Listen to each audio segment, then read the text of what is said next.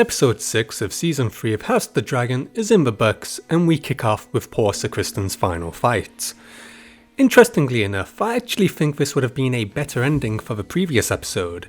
During last week's episode we had a lot of Criston screen time, and book readers obviously knew what was coming, and for me it lived up to it, minus one small part. In the books, Criston's fall takes place at the battle known as the Butcher's Ball.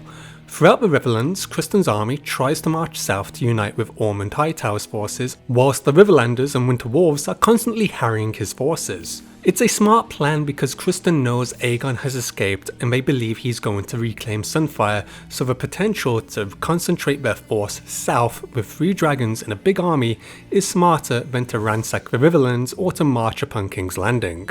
Criston marches west of the lake and is harried on his way to Tumbleton. His troops begin deserting or falling behind, and they start coming across these elaborate setups where the Lyseni mercenary known as Black Trumbo, a former actor, would set up these tables of fallen green soldiers' bodies at dinner. Even though they cut that, they did repurpose it for King's Landing and Daemon's Gold Cloak butchery. Eventually, Cole's army begins ignoring these setups, so Black Trumbo starts having men take the place of bodies, and when the Greens ignore them, they spring a trap and attack. We do sort of get that in the show though. Finally, what's left of Cole's army reaches a ridge where they find the awaiting Riverland and North army who have him dead to rights.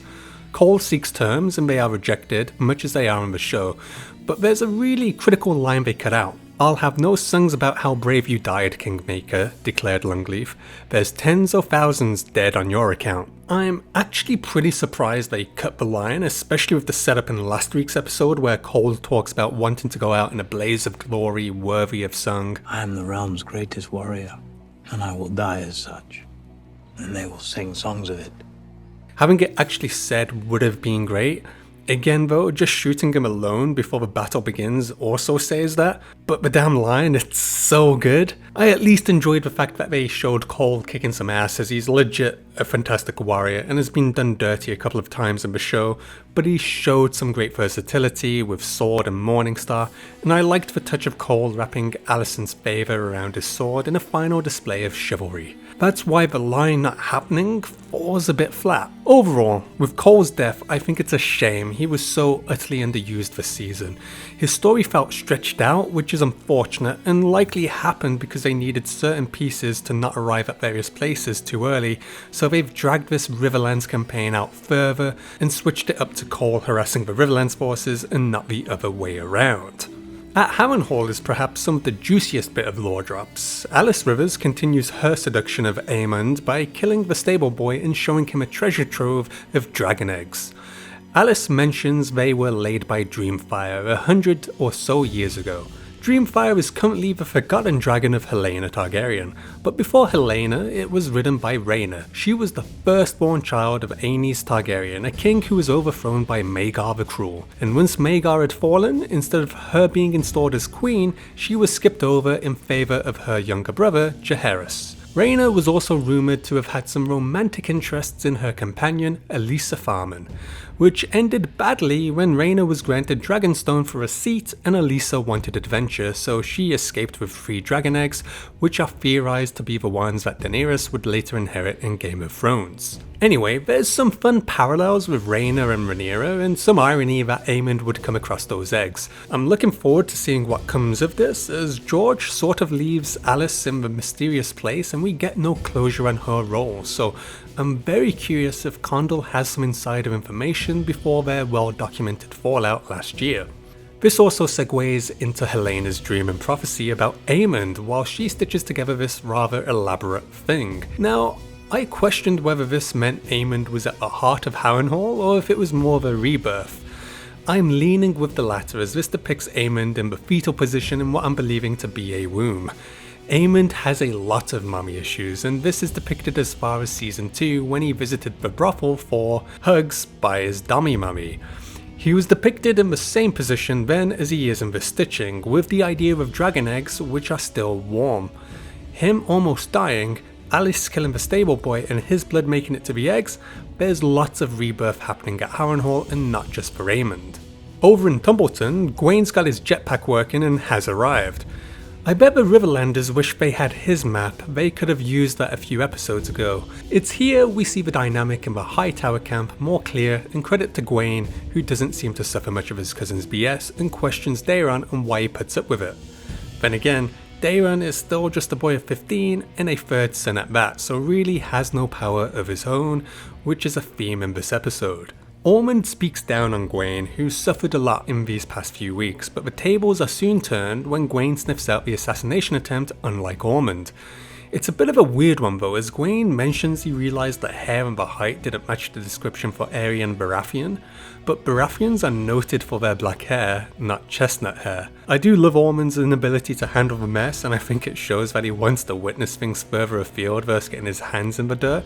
Aemond does allow Gwaine to leave Tumbleton if he desires to, and notes that small bands of men are able to leave Tumbleton without arousing the suspicions of dragons, which is still a bit silly, and I'll get to that bit later. In all honesty though, the Aemond Hightower stuff is likely my favourite parts this season, and now Gwaine's involved, I think we can see much more of a power struggle within their ranks.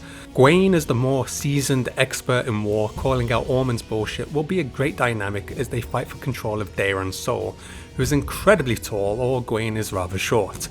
I'm still trying to figure that one out. Also of note is that they mentioned Gwaine is second in line to inherit Oldtown, so in this universe, Aemond has one son, and if something was to befall Aemond and his son, then Gwaine becomes the Lord of Oldtown. One other interesting thing is Aemond's line about upstarts gaining positions of power and how they are not to be trusted before firing some shots at Otto Hightower. The reason Otto likely catches some strays is because he was the second son trying to find his own place and piece of power in the world, and Aemond looks down on him. Don't forget, Otto Hightower was Gwaine's father. A second son who stands to inherit nothing he doesn't seize for himself. Now over in King's Landing, Rhaenyra and Daemon are having their 100th bust-up of the day during the small council meeting as Daemon struggles with the bureaucratic tape that his Valyrian steel sword cannot cut through, whilst dealing with verbal bars from Manderly and Frey. Rhaenyra's house of cards is growing ever taller and wavering.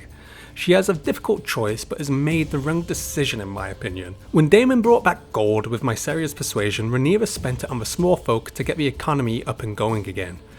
The gold cloaks are the police department in King's Landing, but also represent the king or queen's army in a sense, as the crown doesn't really have an army of its own, so that's what makes the gold cloaks very important. By not paying the gold cloaks, you strip away your first and sometimes only line of defense in King's Landing. We've seen it time and time again that the gold cloaks can be vital in securing your rulership. It's a fine line you have to tread, as civilian population also needs addressing, but if your police department isn't getting paid and are being assassinated, then you're not really incentivizing them to stick around for broken promises. Daemon in retribution wants to go to Tumbleton and assassinate Aemond, but Rhaenyra forbids it as she needs loyal men close to her in these uneasy times. Funnily enough, Rhaenyra's all about assassins this episode, which shows she's having to start getting her hands a little dirtier in comparison to the Blood and Cheese saga. Rhaenyra strips the Baratheon men of their clothing and dresses her own assassins to take out Aemond and Daeron at Tumbleton, and then when Alicent reveals that Aemond is in Harrenhal, she sends Alicent to kill him. I initially thought she was sending a member of the Kingsguard as an escort, but I think she means for Alicent to deal the killing blow, so good luck there. I have no idea how they will resolve that one unless she manages to kill Aemond and he's reborn? The one assassination attempt has already spectacularly backfired as Aemond has kidnapped Rhaenyra's hand in retribution, which is somewhat silly. If it was that easy to grab Corlys, you would have done so a while ago instead of just in retribution. Taking Corlys hostage is a valuable piece, and considering he has no legitimized heirs, really puts Rhaenyra in a bind. And if this wasn't bad enough, when hearing the pleas of the small folk, Rhaenyra starts to lose her bearings due to the stress of demands and ruling, and she cuts herself on the throne like her father before her, even the same finger. They really need to blunt those things? Traditionally, if the throne cuts the person sat upon it, it's viewed as an ill omen, and those sat upon it are unworthy, which makes the way Aegon lounged on it all the more brilliant. The one true king. And this again brings me to the Siege of Tumbleton. Jon Roxton has magically appeared in the Crownlands with enough men to take Corlys Velaryon. I initially thought Corlys was northeast of King's Landing, following Aegon's trail, which made sense. Theoretically, he could be south of King's Landing, but for Jon Roxton to work, it has to be south and not north. It just doesn't make sense for Corlys to be south though, if he was gathering information of Tyland's survival and killing the Triarchy raiders. It also happens far too suddenly as Roxton was in Tumbleton. This only makes the slow progress of the Riverlands army worse if other people with more scrutiny on them are able to travel as they see fit. The whole point of having Hugh and Ulf patrolling Tumbleton is to cut off any aid to the city or allowing armies to escape. That's the threat. A siege is meant to starve the inhabitants of a city until they decide to call it quits and raise the white flag. If Hugh and Ulf are just going to let business proceed as usual, then that's a red flag, as a siege is not being maintained. Aemond mentions that small bands of troops can leave without drawing attention of the dragons, but it's mentioned in the episode that Corlys left a detachment of 60 men in King's Landing, so I'm assuming that Corlys has a much larger band of men with him as he's cleaning up the Crownlands. Yet somehow his army has been ambushed, much like the Riverlanders. Maybe someday the armies of Westeros will learn to post sentries and guards, especially in a time of war, to protect their armies whilst asleep. But not this day. Keeping to the topic of Velaryons, Baelor and Alan seem to have hit it off. This is going to feel like a bit of whiplash for the audience because it hasn't really been built up well. If anything, I thought she would have had more of a romantic interest with Adam, who she's been doing all these scouting missions with. In the books, Alan and Baelor become a thing, but both the Hall brothers have been aged up dramatically in the show.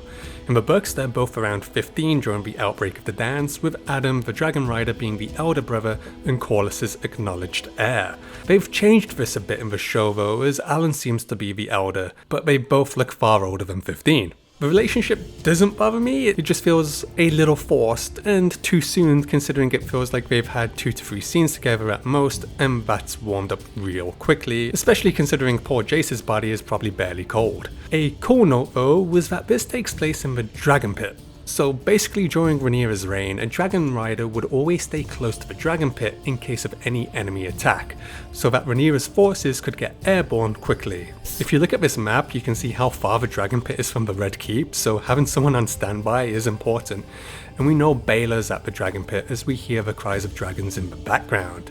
Cool touch. And finally, for some final thoughts, Daemon avenges his fallen Goldcloaks by killing the Hightower soldier before running into Ulf and absolutely hammering him in public. Which is bad news because this is done in front of another green spy. Maybe Ulf the White might get a better deal from the Hightowers. Common man is, as a rule, of no interest or concern. But you must never trust one who's clawed his way to power. Boris Baratheon's army is fighting the Red Mountains against the Vulture King. You could see this as keeping his men occupied whilst he sees where the chips settle. He initially pledged allegiance to Aegon, and whilst there's still a war at hand, he can bide his time and pick a side he views likely as the victor. For a guy who can't read, he seems to be playing this well, and he gets none of the blame for the assassination attempt as Aemond sends the surcoats of the assassins to Rhaenyra. Winner winner. Anyway, what did you folks think of this episode? Let me know in the comments below.